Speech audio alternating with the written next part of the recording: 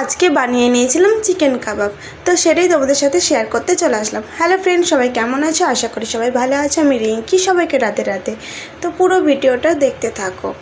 তো দেখো, প্রথমে কিন্তু চিকেন কাবাবগুলো গোল গোল করে কেটে নিচ্ছে, মানে ছোট ছোট পিস করে কেটে নিয়েছি। চিকেনের কাবাবগুলো যেহেতু ডিপ ফ্রিজে ছিল, সেই জন্য একটু শক্ত শক্ত মনে হচ্ছে। তো কিছুক্ষণ বার করে রেখেছিলাম, তারপরে একটু শক্ত আছে, তো কেটে নিলেই ঠিক হয়ে যাবে। তো ঠিক একই রকমভাবে সবগুলো কিন্তু কেটে নিতে হবে। তো এখানে একটা কেটে আমি দেখিয়ে দিলাম কীভাবে কাটতে হবে। তো এইভাবেই সবগুলো কেটে নিয়েছিলাম আমি, দেখো। তো সবগুলো কাটা হয়ে গেছে। তো এবার কাবাবগুলো কিন্তু ভেজে নিতে হবে প্রথমে। তো এখানে নিয়ে নিয়েছিলাম আর আমি পেঁয়াজগুলো লম্বা লম্বা করে কেটে নিয়েছি। পেঁয়াজের পরিমাণটা একটু বেশি নিয়েছি। আর নিয়েছি টমেটো, কাঁচা লঙ্কা, আদা, রসুন। তো তেলটা ভালো করে গরম হয়ে গেলে ওর মধ্যে দিয়ে দিলাম কেটে রাখা কাবাবগুলো। তো কাবাবগুলো এবার ভালো করে ভেজে নিতে হবে। গ্যাসের ফ্লেমটা এখানটায় লো রাখা হয়েছিল। লো রেখেই কিন্তু ভালো করে ভেজে নিতে হবে। মিডিয়াম হাই করলে ভালো ভাজা হবে না, অথচ পুড়ে যাবে। তো আমি ভালো করে লাল লাল করে ভেজে নেব। তো যে যেরকম ভাজে, কেউ হালকা করেও ভাজে, তো আমি একটু ভালো করে লাল লাল করে ভেজে নিচ্ছি। প্রায় ভাজা হয়ে গেছে আর কিছুক্ষণ। তো দেখো, ভাজা হয়ে গেছে। এবার ভাজা হয়ে গেছে, তুলে নেব। কত সুন্দর লাল লাল করে ভাজা হয়ে গেছে, দেখছো? তো এইরকম ভাজাটা আমার বেশি ভালো লাগে। তো লাল লাল হয়ে গেছে বলে তুলে নিয়েছি একটা বাটির মধ্যে। তো এবার ওই তেলের মধ্যেই কেটে রাখা পেঁয়াজগুলো দিয়ে দেবো। ফোড়নের জন্য এখানে এক্সট্রা আর কিছু দিইনি আমি। তো পেঁয়াজগুলো দিয়ে দিলাম। পেঁয়াজ দেওয়ার পর দিয়েছিলাম দুটো কাঁচা লঙ্কা। যেহেতু ঝালটা কম খাওয়া হয় আমাদের, সেই জন্য দুটো কাঁচা লঙ্কা দেওয়া হয়েছে। তোমরা চাইলে আরও দিতে পারো, বা কাঁচা লঙ্কা অনেকে বেটেও দিতে পারো। পেঁয়াজটা হালকা বাদামি রঙের ভাজা হয়ে গেলে ওর মধ্যে আমি অ্যাড করে নেব টমেটোটা দিয়ে দিলাম। এবার টমেটো আর পেঁয়াজটা একসাথে ভালো করে ভেজে নিতে হবে। টমেটো আর পেঁয়াজটা একসাথে ভাজা হোক, ততক্ষণ কিন্তু আমি মশলাটা বানিয়ে নেব। মশলা বানিয়েই রেখে দিয়েছিলাম। তো দেখো, এবার দিয়ে দিচ্ছি আদা রসুনের পেস্ট। আর আদা রসুনের পেস্ট দেওয়ার পর দিয়ে দিলাম স্বাদ মতো লবণ। দিয়ে দিচ্ছি হলুদ, ধনে গুঁড়ো, আর দিয়ে দেবো মিট মশলা।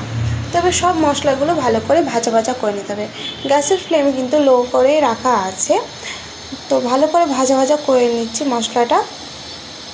মশলা কিন্তু ভালো করে ভাজা ভাজা করে নিতে হবে, নইলে কিন্তু স্মেলটা ভালো আসবে না, কাঁচা কাঁচা ভাবটা থেকে যাবে। তো মশলাগুলো ভাজা হয়ে গেছে। এবার দিয়ে দিচ্ছি কাশ্মীরি লঙ্কার গুঁড়ো।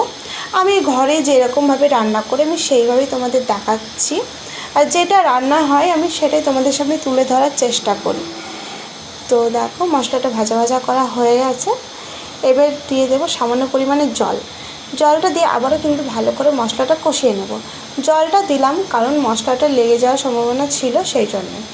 গ্যাসের ফ্লেমটা লো রেখেই মশলাটা ভালো করে কষিয়ে নিচ্ছি আমি। তো যতক্ষণ তেল না ছাড়ছে ঠিক ততক্ষণই কষিয়ে নেব।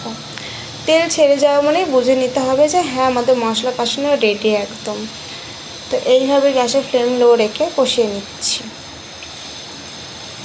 তো দেখো, তেলটা ছেড়ে দিয়েছে, কালারটাও কত সুন্দর চলে এসেছে। এবার পরিমাণ মতো জল দিয়ে দিলাম। পরিমাণ মতো জল দিয়ে কিন্তু গ্যাসের ফ্লেমটা হাই করে রেখেছিলাম জলটা ফোটানোর জন্য। তো ফুটে গেলে ওর মধ্যে ভেজে রাখা কাবাবটা দিয়ে দিলাম। কাবাবটা দেওয়ার পর আমি নাড়াচাড়া করে নিচ্ছি কিছুক্ষণ। তো ঢাকা দিয়ে রেখে দেবো। ঢাকা দিয়ে রেখেছি, বেশিক্ষণ ঢাকা দিয়ে রাখিনি, কিছুক্ষণ ঢাকা দিয়ে রেখেছিলাম। তো কিছুক্ষণ পর ঢাকাটা খুলে নিয়েছি। দেখো, ঢাকাটা খুলে নেওয়ার পর দিয়ে দিলাম কেটে রাখা ধনেপাতাগুলো। তো রান্না প্রায় শেষের দিকেই।